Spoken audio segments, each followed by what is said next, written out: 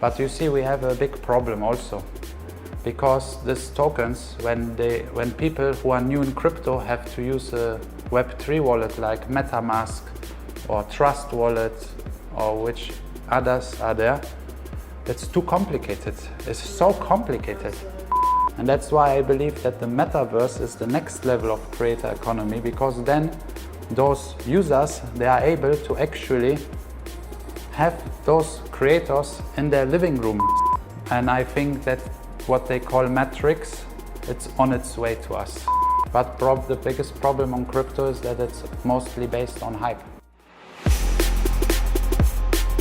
Hello wonderful people, we are in Dubai this week meeting with the most amazing entrepreneurs in the blockchain and crypto space. And today I'm with a friend of mine, Matthias, the CEO and founder of Bonuz Market. Matthias, I look forward to hearing all about Bonuz Market because you've been building it while I've been chilling in Switzerland, so I want to know all about it. Absolutely, we'll give you all the latest details and information which not even some of our investors and partners know. Wow, insider knowledge. Thank you so much. You founded Bonuz Market. Tell me, what is it? Bonuz Market, it's a huge project first of all. So it has a lot of substance, but to make it very short, it's a celebrity and brand token launchpad with each individual ecosystems provided in the tokens which are launched for those brands and celebrities. Like we have other launchpads like DAO Maker, Polka Starter and so on, where the tokens, the projects get launched, but then they have their individual teams to execute their own core teams. In Bonuz, we deal with people who have sometimes no idea from crypto and blockchain and all these technologies. So what we do is we partner with them, we sign a contract with them, and we exclusively develop the solution for them and launch it on our platform. And then their token will be a part of the ecosystem in Bonuz, because this type of tokens are not made specifically for trading. These tokens are specifically made for their fans and enthusiasts who really like this celebrity to get benefits out of it, to get utilities. Like for example? For example, let's take a classic sample, let's take a singer. So if a singer, music artist, will have a private channel, like a personal channel, and we start with it on Telegram. Why do we start on Telegram? Because Telegram has bots, and Telegram you can see like an app store, but it's not an app store, it's a messaging app. But when you open a message with a bot, you actually correspondent with a bot, and the bot has a kind of software running behind, so it's like an assistant. So every celebrity has a private channel where he shares content to his fans, and the fans are the token holders, and it's very scarce, so there are limited amount of tokens, and those tokens also, they don't cost like 10 cents, they cost like $20 to $50, but they are very scarce because they give so much utility. So let's say the celebrity posts a picture, now the token holder will receive it, and in the same time this picture is an NFT, but the token holder doesn't pay money for this NFT, he actually receives it for free. So he actually owns it by holding the token. So we called that NFT mining, which is very interesting because a lot of NFTs sell for really high prices and they are often just pictures without any function or substance. But in our scenario, we make sure that the fans get them for free, and this way they actually get much more value out of the celebrity. But that's just one utility, because also this content does not come in any other platform. It's only on Bonuz. Celebrities, they must post mandatory one content per week.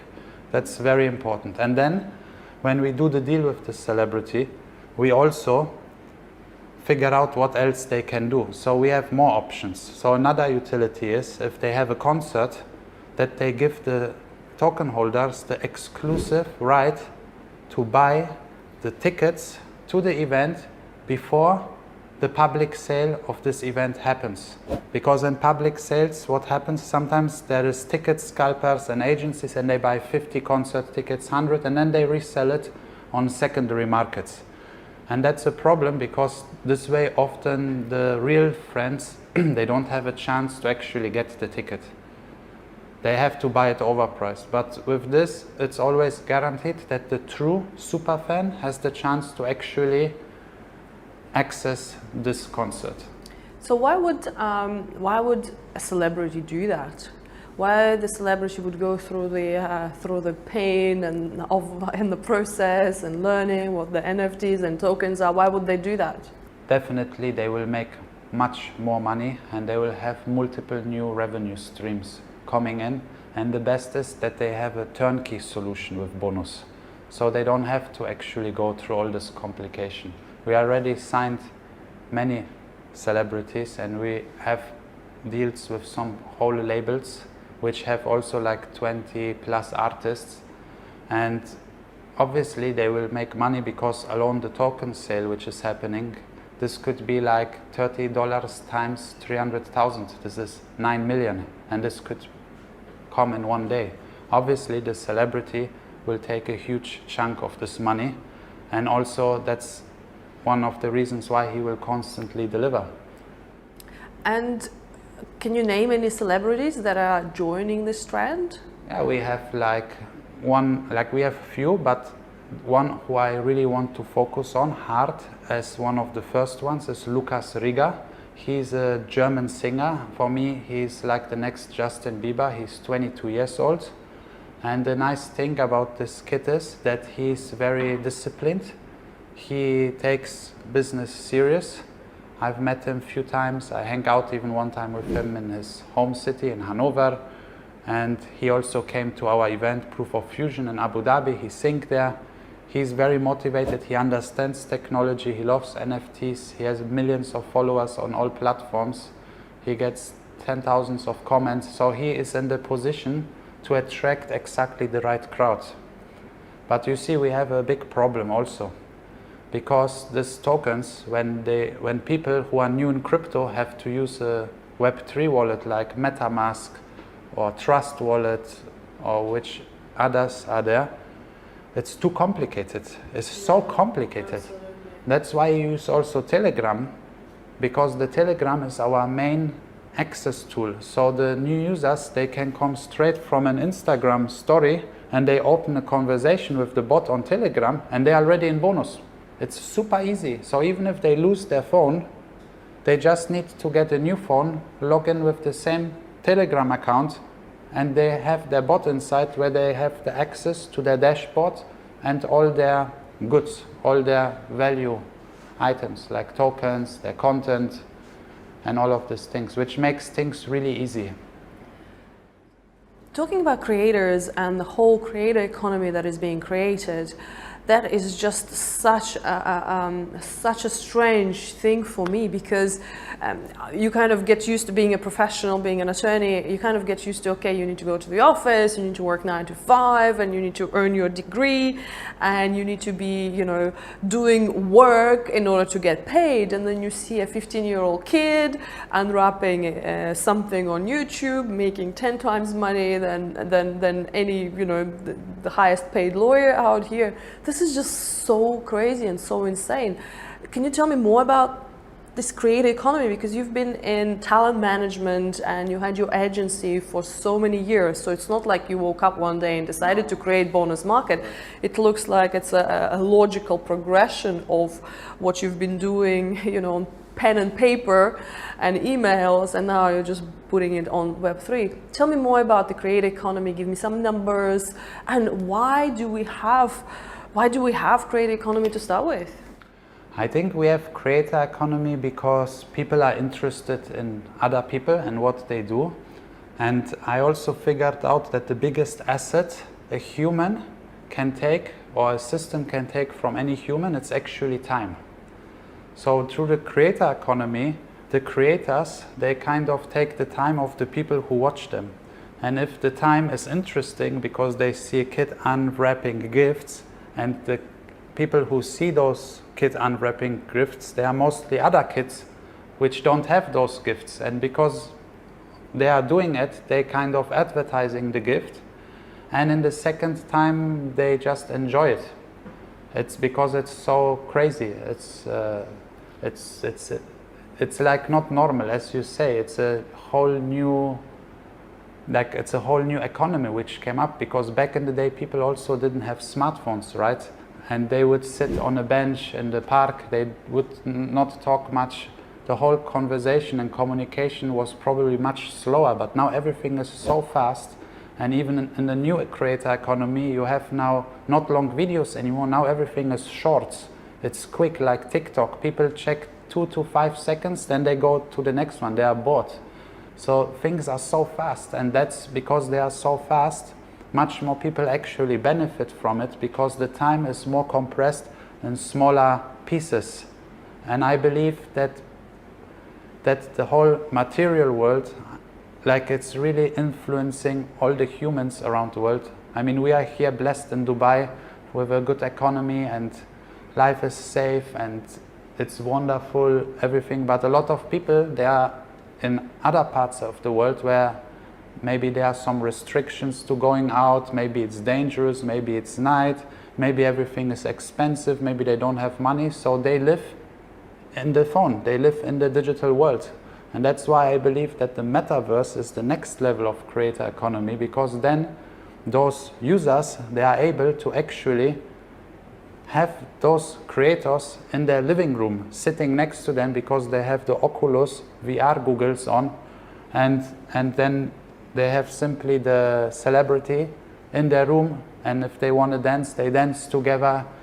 Maybe the celebrity has some AI scripts programmed which can make a conversation, so it gives them an other extra experience. And this is also where we actually going in Bonuz, because the whole Metaverse part, it's actually the most special part, but it needs also a lot of development and much more computing power, because of all the rendering and all those technical power which is needed to generate the graphics.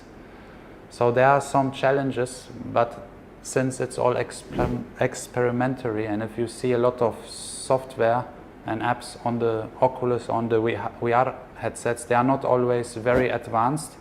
So it's like more like, not beta versions, but it's like some small tests, like just they just testing out the waters, and then probably they do more and more, because these simple utilities, I think they make people already happy.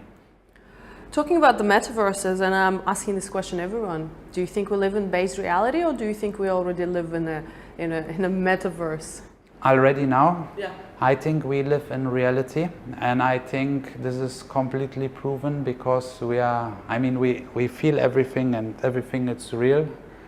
And I think that what they call matrix, it's on its way to us. So we are not in the matrix yet. I think it's coming, and this is the dangerous part about it. I mean, there's a movie with Bruce Willis, Surrogate, where it's not directly metaverse, but the people, they are like old, they sit in the home, they are like fat, they don't move anymore, and they have their avatar, their clone body, which is like perfect, beautiful, which they kind of remote control from their seat, and they are like in this robot, but they're actually sitting, and they do everything with it. Do you think we'll get there? I think we might get there, and I think this is very dangerous. But I think it's much more dangerous when the metaverse gets that far, like, for example, this Neuralink from Elon Musk. I mean, I find it cool, but it's dangerous. But it's also cool because it can be probably utilized for good things and amazing things. But I think a lot of people can get lost, because imagine now if you don't need a VR goggles, and even it gets more advanced than glasses, that it's either a lens, or that the Neuralink, it's like with some of this nerve system connected between the eye, which is like our cameras, and the brain, and sends directly the picture. And then we just, okay, now I don't want to be here. Now I'm in some dream world, or I'm flying in space. And this is the danger, because imagine if some people, they don't want they are in a dream. They could make their dream reality non-stop. So what they want to do in the real world, if this world is much better, and imagine they even get the feelings transmitted. So it's worse than drugs. It's probably the worst thing to humanity. And the funny part is that in Hebrew, meta means death. So it's really kind of crazy. And if you watch the video of Mark Zuckerberg's presentation where he displays everything, he actually doesn't wear any VR headset. So there's a lot of messages, you know. It's interesting, but we are in the industry because we actually like to use it for education and other stuff. For example, take a celebrity, a gangster rapper, who raps about things which are not like very clean. And you know, rap is dirty, right? But now imagine the kids, they all like him because of the rap. So now imagine if we have a Metaverse clone of this person and we take some of those scripts from like training courses, from classes which are pre-created by professors, teachers, where it's history classes, mathematics, and now you copy-paste this course of this Metaverse avatar of the rapper. Now suddenly the rapper becomes the teacher, because the kid will like to learn from the rapper. So it gives a complete new paradigm shift in education. And this could be used for so many things. So talking about celebrities and key opinion leaders and influencers, so many of them are getting in trouble for shilling shitcoins and other sort of crypto projects. Multiple celebrities are being fined or being investigated by financial authorities. We're in Dubai, and a lot of crypto so-called influencers and celebrities move to Dubai and shilling all sorts of things, in my humble opinion, very irresponsibly. What's your take on that, and what is needed to educate the so-called influencers? And by the way, I hate that word because they wouldn't influence me to shine my shoes. So-called influencers to act responsibly. You are completely right, and this is a huge problem because those influencers who come new in the market, they just see money. They don't see the whole essence inside those projects, because realistically seen, any project which is not live, which doesn't produce anything, it cannot produce money. So, but the price of the token goes up.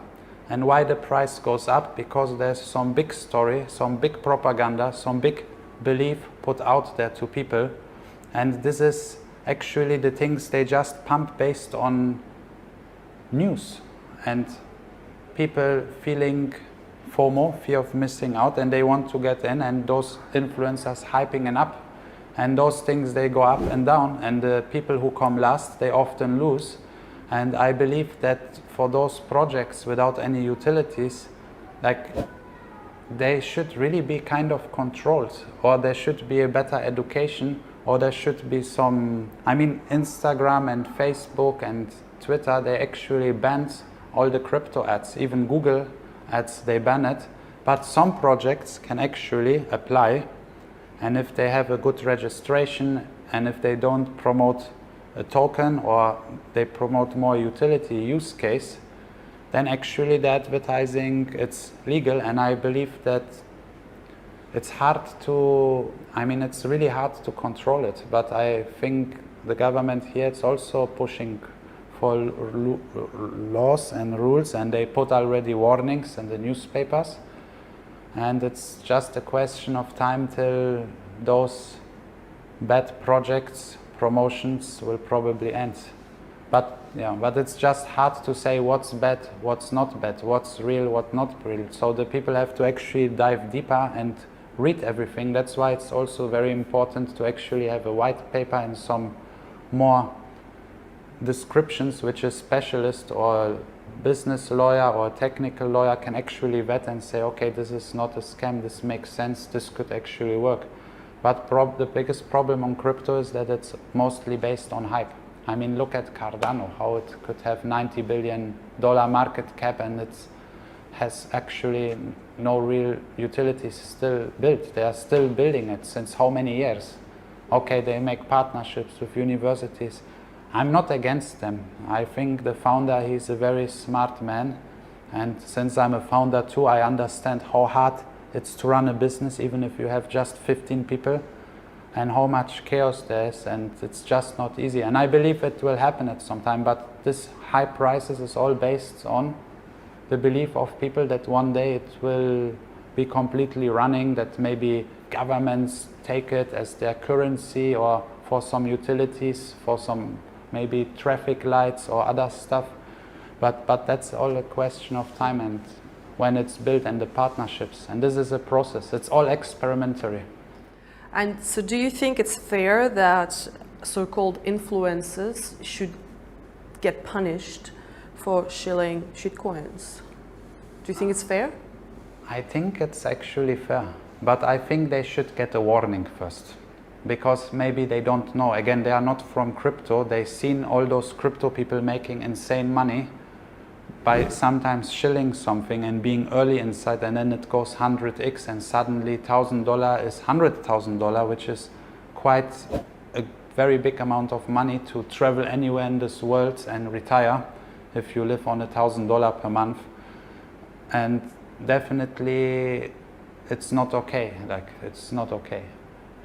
There should be warnings for sure. And they need more education. Maybe there should be some quality marks or some extra verification mark for those people who are actually talking about good things. But those new influencers, a lot of them, they don't do it also anymore. They stopped, they are afraid. You know how many celebrities, because I deal with them, how much kind of inquiries they're getting for some coins, especially for those type of Safe Moons and Shiba Inus, those type of deflationary currencies. They're getting so much and so many NFTs, and a lot of them are scared. But the thing with the NFTs is it's a bit different than a coin, because an NFT, it's more like a collectible card or an item. So maybe it's cool today and in the next 2 weeks, but maybe after 1 month it's not cool anymore, because they stopped marketing or the community stopped talking about it. And then it's not so cool, and then maybe nobody wants it anymore. So it's not like a whole set of tokens. So eventually it will go up in the price, but this is not a Da Vinci or a Picasso picture. This is just this is just a digital art. So a JPEG on an Amazon server. Yeah, it's really insane. That's why I never accepted it from the beginning, and that's why in Bonuz we want to give these things out for free for people, so they feel that they're getting so much more value. So what do you think about all that speculation that is happening in an NFT space? There's a lot of people making crazy amounts of money, insane amounts of money, by just getting in super early on the whitelist because you're a friend of a friend, or you know a guy who knows a guy. You got in super early. Maybe that was even given for free for them because they are influencers and celebrities, and then that series of NFTs goes to 50 ETH, 100 ETH on OpenSea, and they're making insane amounts of money. What do you think about this crazy situation? The fun part about it is that they even make royalties whenever it's got resold from person to person. So for the creators of those NFTs, it's really something amazing. If they really promise, or if they really deliver what they promise, like that they give a membership club, or they have a cool community where people maybe educate or add value to the other people, then I think it's okay. But suddenly there are so many communities coming out, and we humans, and how many communities we can actually take part. If you don't check your own WhatsApp or Telegram messenger, you already have 50 or 100 messages. How you even want to keep up with this? But maybe a lot of people are lonely and they want to be part of a community. I don't know. But at the end of the day, I think it's an experimentary thing. The NFTs are not so expensive, even it's like $100, $200, $300 sometimes. It's not like you invest $10,000. So you can actually take the risk. I actually participated in few of them because I was looking into it, because I also need to understand the psychology behind of it. And I found another cool USP for ourselves, that those NFT communities are so big that I actually, with Bonuz, that we now creating some games where the people can log in with their Web3 wallets and actually show their NFTs and play games against each other, like this team against this team. And basically, I like to give them a utility to get also users from their community to Bonuz. Because to grow the communities is really hard, and I feel community is right now more valuable than money. And I feel that NFTs are so successful because they're so much more simple than very complicated projects which need like really like complicated utilities implemented in real life things where sometimes no regulations or the high speed blockchains, they are still not ready to be adapted on those standard use cases which are like remote button on the remote on the TV, and the TV goes on and off. You still have to wait. So it's not mainstream ready. That's amazing. Thank you very much, Matthias. I really appreciate your time. And we will include the details of Bonuz Markets in the video below, because I want everybody to come and check it out. Because creator economy is a monstrosity of itself. You know, celebrities, influencers are making really good income from the creations that they're making online. And that's, you know, for boomers like myself, a lawyer who got used to, you know, actually doing legal work, it's quite an interesting concept, and I look forward to watching your journey very closely. And I look forward to seeing all of you at the AIBC Summit from the 20th to 23rd of March here in Dubai. Come meet Matthias and the Bonuz Markets and learn all about the creator economy. Thank you, Matthias. Thank you so much. Amazing. Thank you so for much. Your time. I hope our community will grow because of your and the AIBC's support. It's very important. Thank you. Thank you.